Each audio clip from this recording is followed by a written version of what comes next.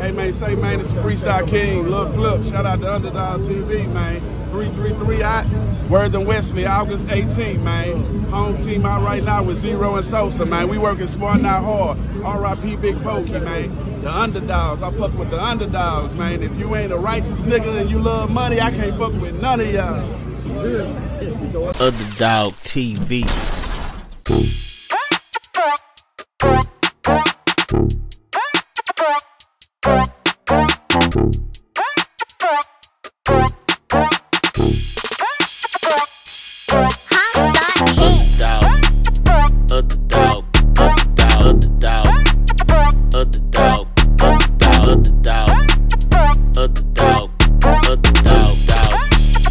Underdog TV.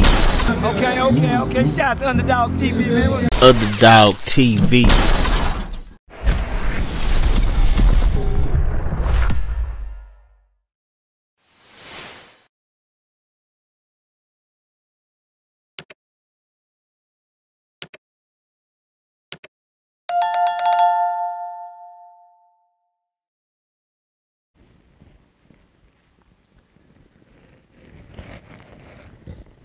Alright, man, here we go again, man. Another good episode.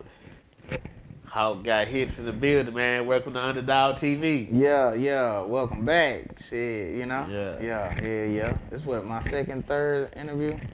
Yeah. It was a long time ago, though, but shit, you know, it all count, you know? Yeah, nah, for real. Yeah. What's going down? 2-3 interviews, behind the scenes. Yeah. The whole grind from the Capasa when you was on the corner and a bunch of shit.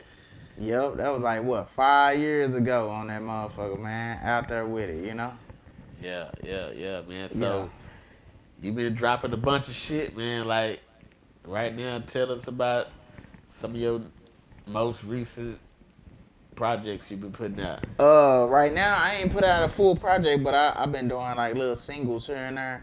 I know I did that, Don't Fuck the Sack Up. I want the goal on that was like to do something for the city, you know, pay homage to niggas in the city and just really try to create some unity, you know, to keep a nigga wanting to do this shit, you know.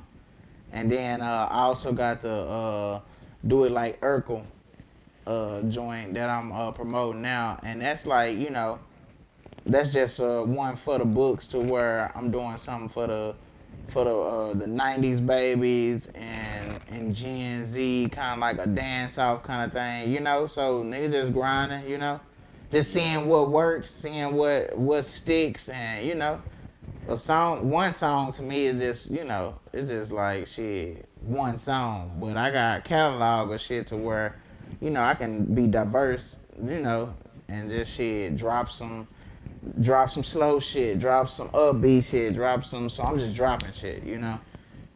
Yeah, that's man. It, so, really. I'm glad you're on here, man, because I feel like in the city, in real talk, Underdog TV, you one of the underdogs in the city. For real. Yeah, I mean, shit, it be like that. Definitely the underdog, but I mean, I ain't never, like, really just, like, You a big dog, though. Yeah. I look at it like not even on no competition phase. I just be like, fuck it. Like, niggas don't give me my flowers. I don't be looking for them. I just keep doing what I'm doing. You know what I'm saying? Like, but a nigga if I really got in my bag and talk some shit, like, I really started this shit out here. You know what I'm saying? Like, niggas was hooping and playing sports when I was, you know, on the grind being a musician. You feel me? Alright, so just go back. What was your first big hit you put out as far as production wise? Man, I'm why that came out in like 07, 06, something like that. Like that Bring the Beef. That was with J Dunn, YG Ripper, and Charlotte. I don't know. Everybody remember that song though. Shirt off, muscle tee. Don't give a fuck, cause I'm wide in the streets. I'm wide. And then that was like a street record, but it was popular in the city. That's when Arlington Stadium was, Super Sundays was going off, you know, shit like that. We was young, but That's that, and then I had that Yellow Brick Road by JT. This is before the GS Boys. This is like when a nigga like really started taking that shit like, you know, serious. So JT guaranteed the wreck with Top Off. He originated the Top Off crew. RIP to JT, you know, yeah. So, and then that's when we got into like the GS Boys, and then, you know, just started expanding out with, you know, Booty Doo, Teach Me How to Eat, White Boy Boogie, shit like that, you know, like club shit. So the Booty Doo with GS Boys, that was the song you did with them? Yeah. And then co-producing on the Stanky Leg joint with Ryan, B-Boy Ryan. Cause me and Ryan, we stayed right around the corner from each other. So I just go pull up and, you know, make beats with him type shit. And then shit just started happening, you know? This is when I came back from Job Corps, like. So the Stanky Leg, that was you? That was me and B-Boy Ryan on there. But you know, they had Mark D recreated after Jock signed them. So that beat, it was like a whole bunch of shit behind that whole situation. And then if you really want to be technical, I'm the original producer of Ricky Bobby. B Hamp ran and got a beat remade by Young Star. So I can really like, you know, bring a lot of shit up. That record was first with C-Hen and the one called Keep a Line of Hoes. And then B Hamp hopped on it, and then from I don't know what happened from there, but B Hamp went and got Young Star to remake it, and that's how Ricky Bobby came about. But man, I really feel like I be originating a lot of this shit that be, you know, how all this shit started. You know what I'm saying? Like when niggas even start even thinking they can be a rapper or, you know, produce and shit like that. You know? Man. Yeah. So it's crazy. So it's been a journey. You know, it's been a journey of just like not even knowing the business. That's why I'm real big on like niggas knowing the business now. The game is 90% business and only 10% music. When you ain't got your business right, then you can be fucked out of a lot of shit. You know what I mean? That's why I really push the business now. You know, just niggas like having split sheets, having a metadata right, having a marketing and promotions right, registration, sound exchange, BMI setup. You know, so. I had heard this saying, it was like, niggas be at the game, niggas in the game of hip-hop, but they just be outside in the parking lot. That means niggas is uploading music to YouTube and feeling like they rappers, or uploading music to Facebook, feel like they rappers, but really you ain't even did what you supposed to be doing to even get yourself on the playing field. Niggas hanging out in the parking lot. But when you really in the game, you out there on the field. That's when when your data and all that, everything count, you know? You just gotta kind of like get set up to where you can, you know, get your shit registered and make it real, you know what I'm saying? Yeah. Yeah, no doubt. So, man, you know what's crazy? What's that? Because I didn't know the full story on the Stanky Leg beat. Yeah. I thought that was all you. Nah. I didn't know they remade it. Yeah, it got remade like a couple times. Like a couple times. Just because niggas didn't know the business. Like niggas was just happy that, you know, Young Jock was involved. You know, he was coming off his run with his and all that shit. So niggas wasn't really hip to the business. And then even when the second single come, I still wasn't maturely onto the business, because I ended up in a situation to where they did a thing called Sunset Clause. A lot of niggas don't know about the Sunset Clause. You ever heard of the Sunset Clause? So the Sunset Clause is, yeah, we gonna sign you for this much here, or we gonna sign you, like, we gonna do what we gonna do, but the longer the record out, the less your royalty percentages get, the less you gonna be making on this record. You know what I'm saying? So those kind of records, like after a certain period of time, your shit is getting taken back. You know, like your ownership of the records are being taken back. You know what I mean? So that's what niggas wasn't giving a fuck about that. We 18 niggas on the road, niggas, you know, buying new equipment, niggas just excited, you know what I'm saying? So yeah. That's just how it be. This is real shit. That's why I say Business is 90% business and only 10% music. I don't care how anybody else look at it. That's what, from being in my experience, is what it really boils down to, is the business. So if the business ain't set up, then niggas just in the parking lot in hip hop. Nah, what's crazy is I actually inboxed Young Jock. I said, man, you sent my homeboy his plaque, man. Yeah. That boy went platinum, man. What's up? Yeah, nah, and it didn't go platinum though. The records didn't go platinum. Gold went gold. So I seen him on Glad TV. On Glad TV. Vlad? Yeah. Oh, you can't say Vlad on here or something? I don't know. I just say Glad. Oh, okay. Yeah. Man, if you look at that's another thing. RIAA. If you look up those, that's gonna tell you what a record really went, what a record really did. You know what I mean? The RIAA, that's they keep up with your sales, and those are the people who send the plaques, and they don't plaques. Another thing, plaques not even free. You gotta pay for them. You know what I'm saying? You gotta pay out of your own pocket for a plaque if you want a plaque. You know what I mean? And that's why I'm an advocate for not only artists that's been in the game, but for artists that's, that think they want to do music and shit like that. For artists that's in the booth dropping records and stuff like that, man. Don't get caught up in the facade of things, and then you miss out on what's really important. And what's really important is the business. These stories ain't out here for nothing, you know what I'm saying?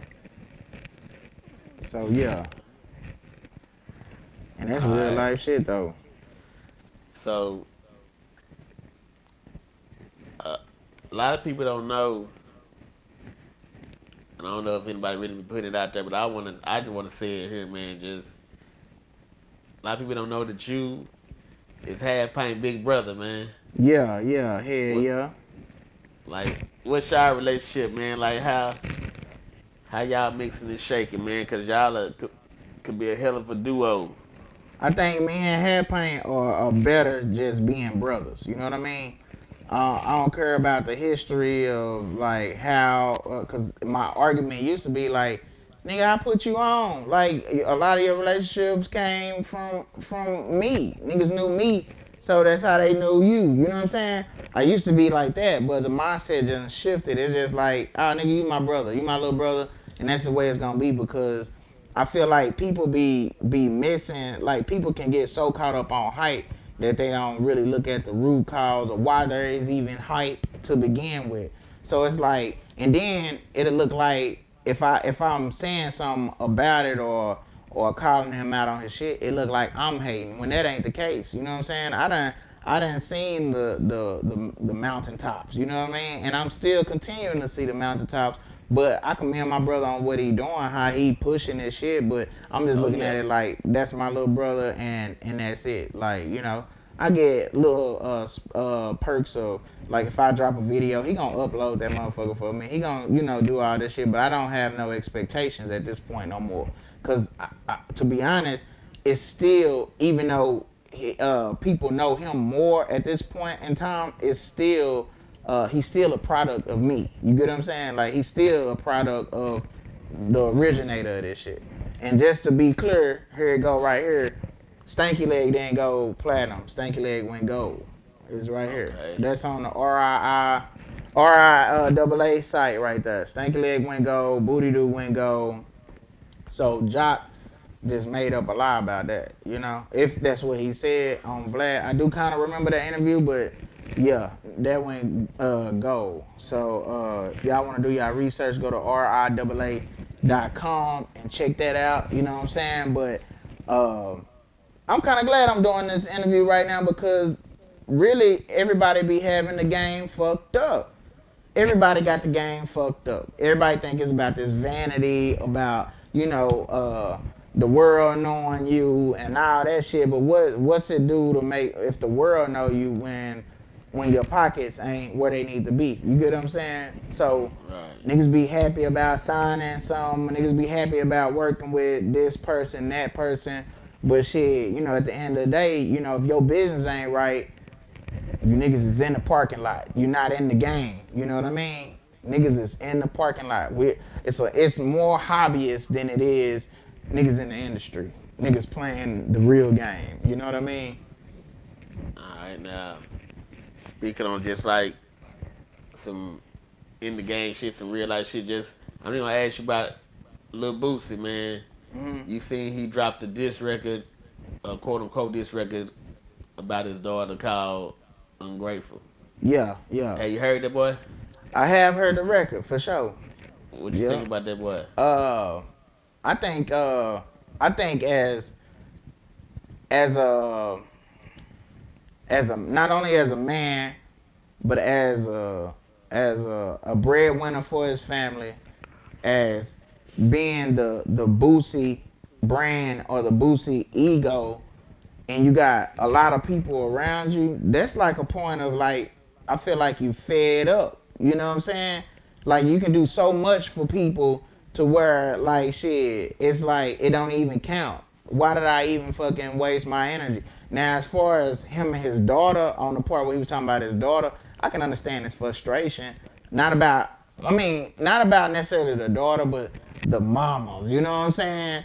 Because that's your daddy. How you even build the courage to disrespect that man? But then again, we don't know their situation either. You feel me? But I can see his frustration as like being the breadwinner, being the nigga that everybody is, you know, expecting to do something for him. He just basically making a statement. It's a freedom of speech.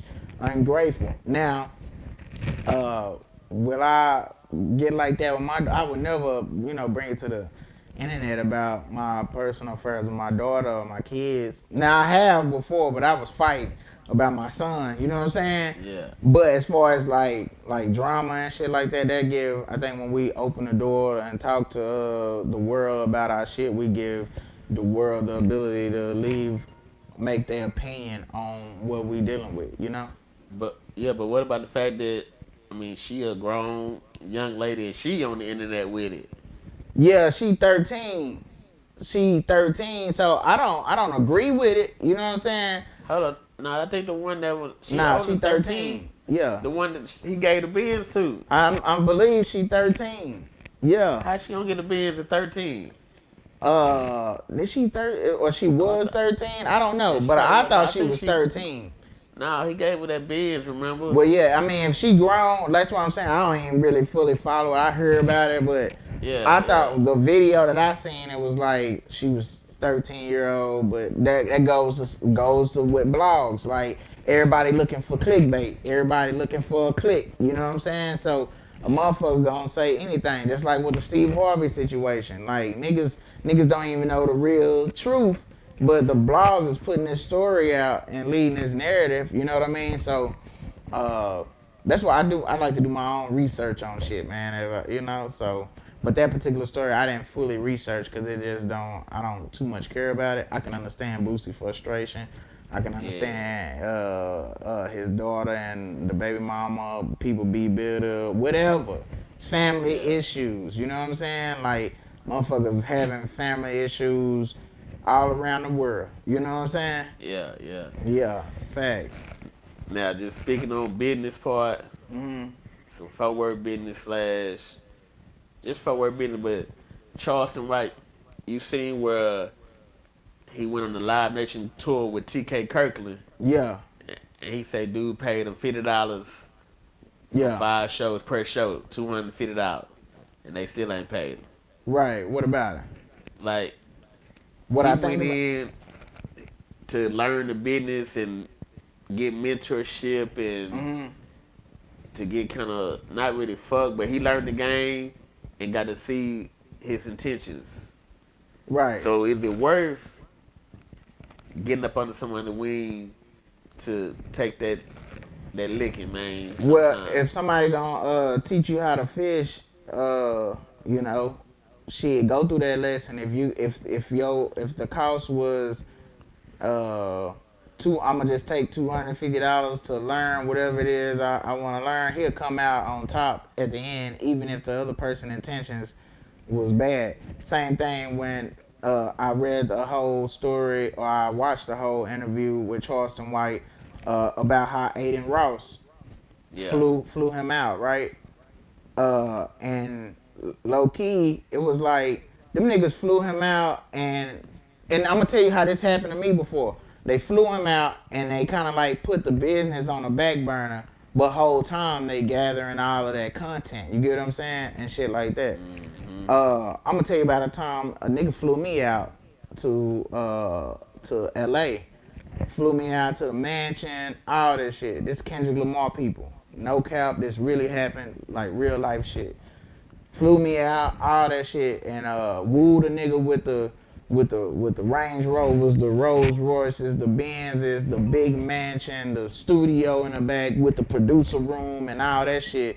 And as I'm going in and, you know, not asking no questions, all is well. But then when I start asking questions and start inquiring about certain things, it's like the nigga pulled up and start disrespecting me, like cussing me out in his house. Me and the artist, we was in there like in the studio, kind of like just having a little disagreement or whatever. And this nigga come rolling out, y'all ain't gonna disrespect my motherfucking house and woo woo woo.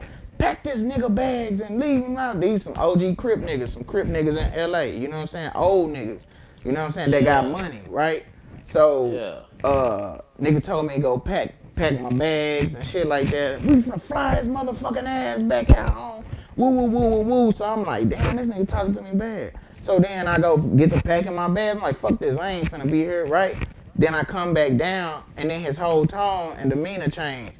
Man, you know, I'm sorry, woo, woo, woo. It's just, I can't let you disrespect my place and shit. So really, what you gotta understand is, what niggas gotta understand is, these niggas that's in higher positions than y'all, they don't view us as, we want to help this brother, or we want to do something good for and help change this man. Like, no, they view you as an opportunity to goddamn get you out there and psychologically pimp your motherfucking mind. You hear what I'm saying? Pimp your mind, push, pull. Let me be mean to him and let me be cool with him. Let me be mean to him, let me be cool with him.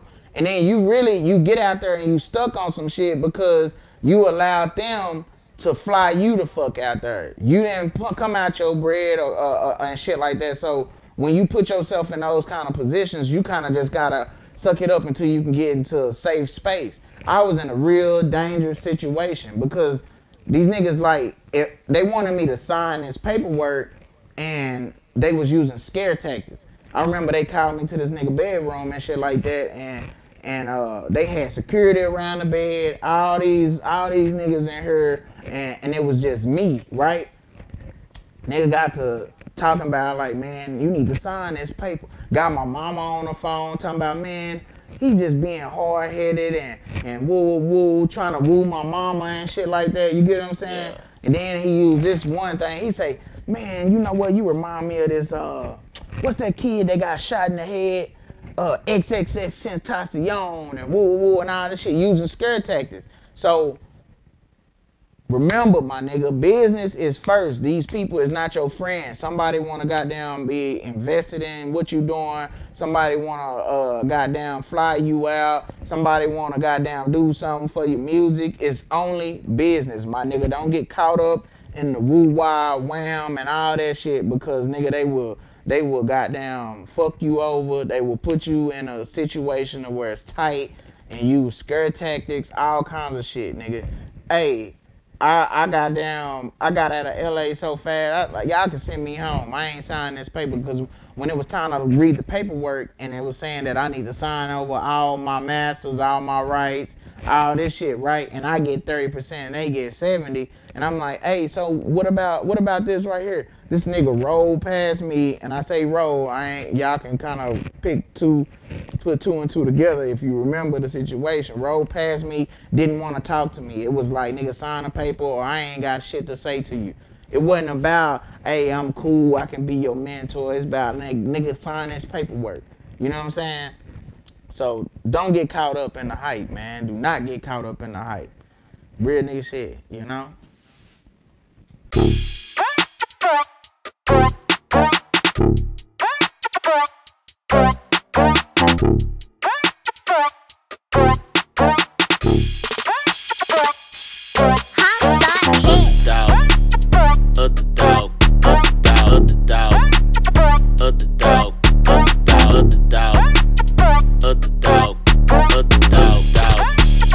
Underdog TV.